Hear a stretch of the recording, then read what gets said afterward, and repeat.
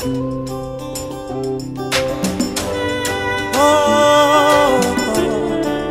alivyosema mwenzangu kwamba mradi huu hasa ulilenga mambo ya kuhusu chakula na lishe.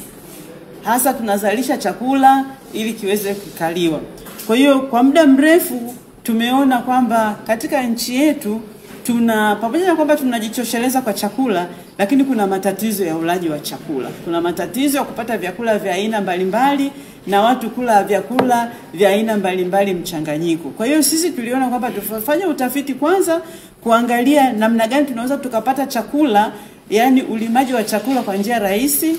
Alafu pia kile chakula tukaangalia kile chakula kinaliwa kwa aina gani na watu wanakula chakula vya aina gani, ili tuweze tukatoa ushauri unaofaa kwa watu ili waweze kula chakula ambacho kinaweza kikakidhi mahitaji ya watu.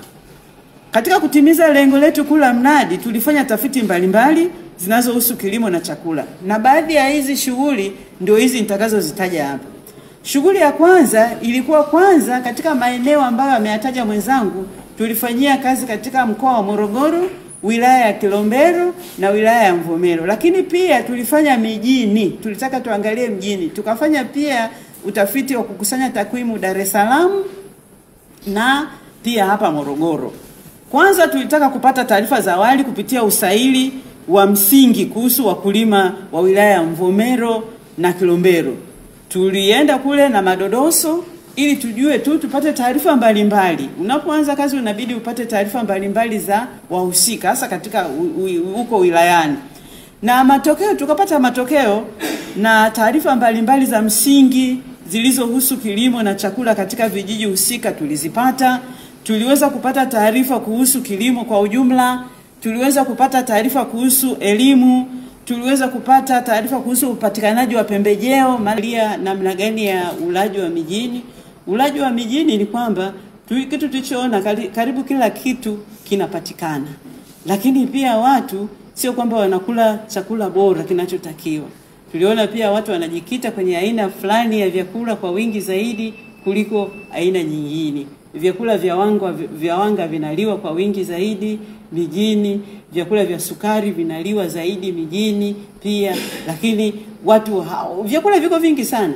Masoko, ukienda kwenye masoko ya Dar es Salaam, manake tulipita kwenye masoko, tulipita kwenye supermarket, kuna vyakula vya aina nyingi. Na tunaona kwamba watu Dar es Salaam wana uwezo wa kununua vyakula vya aina nyingi zaidi kuliko ilivyo vijijini. Vijijini wana uwezo wa kununua vyakula vya aina chache.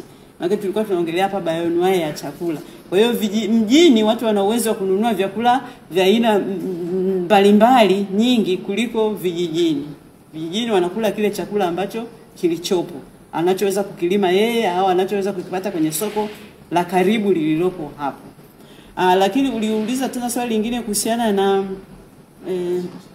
parachichi, uhifadhi wa parachichi. Uhifadhi wa parachichi ni kweli kuna aina ya njia ambayo inaitwa, kunakuwa na kitu kinaitwa blanket, kama blanket fulani vile linafunikwa kwenye kizimba fulani, na hilo blanket ndani linawekwa vitu ambavyo vinaweza vikasaidia kupooza kama mkaa hivi nini, na hivi vinawekwa maji na nini. Kwa hiyo hilo blanket linapofunika kitu, linapofunika lile tray au crate la maparachichi na likakaa, yale maparachichi yanaweza yakakaa kwa muda mrefu. Sio teknolojia yani ngumu sana, ni teknolojia ya rahisi ambayo hata mkulima anaweza akaitumia. Lakini ni aina hiyo ya teknolojia. Kuna special kitu kinaitwa kama blanket la aina fulani hivi.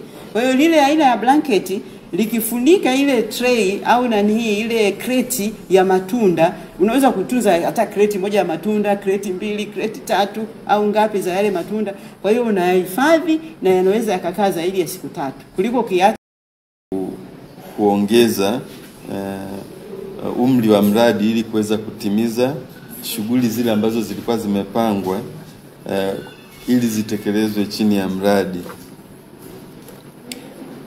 Kwa hiyo mradi huu mradi umehusisha utekelezaji wake umefanyika katika nchi mbalimbali na umehusisha taasisi mbalimbali Ulaya na Afrika. Na kwa upande wa eneo la utekelezaji, mradi huu umetekelezwa katika nchi za Morocco, Tunisia, Ethiopia, Kenya, Tanzania na Uganda. Na kwa upande wa Tanzania, mradi huu ulitekelezwa hasa katika wilaya mbili mkoani Morogoro ambazo ni Kilombero na Mvomero. Kwa hiyo tumepata fursa kama nilivyotangulia kusema, miaka kama 4 ya kufanya utafiti, ambao utafiti umehusu shughuli maeneo mbalimbali kama nilivyotaja, kilimo, chakula na lishe. Na sasa ni wakati wa kuwasilisha rasmi matokeo ya mradi, pamoja na kwamba shughuli za uwasilishaji matokeo zimekuwa zikifanyika muda wote wa mradi, yaani muda wote wa miaka 4, lakini leo ni fursa rasmi kwetu kama mradi wa Foodland kuweza kuwasiliana na umma na kutoa matokeo tuliyoyapata kutokana na utekelezaji wa mradi wa Foodland.